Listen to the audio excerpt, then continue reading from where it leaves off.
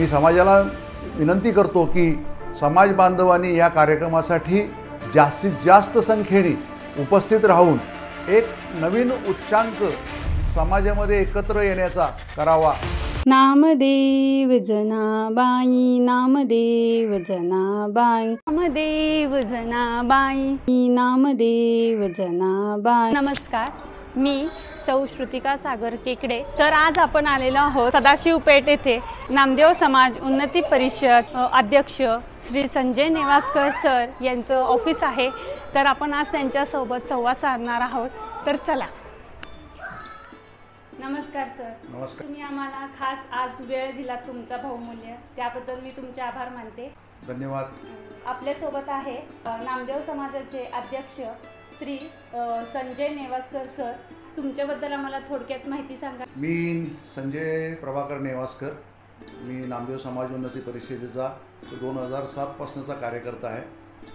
मी आत्तापर्यंत पुणे शहर शाखेचा अध्यक्ष, त्यानंतर पुणे विभागाचा उपाध्यक्ष आणि आता संपूर्ण परिषदेचा मी अध्यक्ष म्हणून आता कार्यरत आहे। आणि माझा स्वतःचा गारमेंट फॅक्टरी आहे, माझी स्वतःची गारमेंटचा व्यवसाय आहे। मी इंडस्ट्रियल गारमेंट तयार करतो आणि इंडस्ट्रियलला सगळ्या सप्लाय करतो। आम्हाला थोडक्यात नामदेव महाराजांबद्दल सुद्धा माहिती ऐकायला आवडेल। नामदेव महाराजांचं बाबतीत बोलायचं तर नामदेव महाराजांनी संपूर्ण भारतभर पायीवारी करून सगळ्यांना जोडण्याचं काम केलं। फक्त शिंपी समाज नाही आहे त्यामध्ये, तर बहुजन समाजाला सगळ्यांना एकत्र करण्याचं काम केलं असेल तर ते एकमेव संत आहेत, ते म्हणजे नामदेव महाराज। 27 तारखेच्या कार्यक्रमाची तुमची रूपरेषा किंवा कार्यक्रमाची आखणी कशी आहे?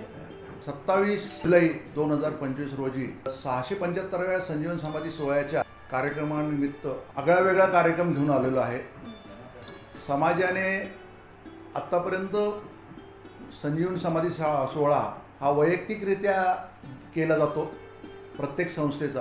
तो ह्या वर्षी हा 675वा संजीवन समाधी सोहळा असल्यामुळे पुणे आणि पिंपरी चिंचवडमधल्या सगळ्या ज्या संस्था आहेत, जवळजवळ ह्या 25 संस्था एकत्र येऊन सर्वांनी एकमुखाने की आपण हा संजीवन समाधी सोहळा एकत्र साजरा करूया।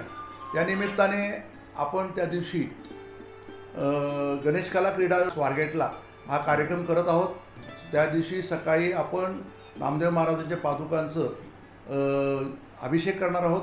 त्यानंतर समाजातील जे ज्येष्ठ आहेत, वयवर्ष त्यांचं 81 आहे, त्यांची सहस्त्रचंद्र दर्शनाचा कार्यक्रम करत आहोत। हा धान्य तुला करणार आहोत।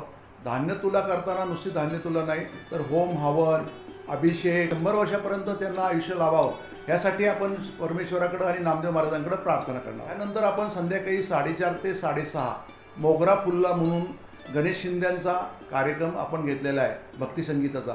त्यानंतर आपण 6:30 वाजता समाजभूषण आणि समाजरत्न पुरस्काराने आपल्या समाजातील मान्यवर जे आपले माजी आमदार प्रकाश देवळे यांना आपण देत आहोत।